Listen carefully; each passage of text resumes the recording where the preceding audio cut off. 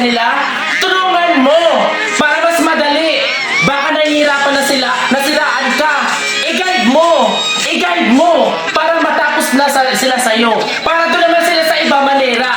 Kasi bilang tao, magtulungan tayo. Kaya kung nahihirapan ka, tulungan mo. Kasi kung doon sila masaya, sa kasasera mo, dapat suportahan mo. Ganun dapat ang mindset. Mindset ba? O diba? Ang ganda ko. O, sinisiraan ka nila?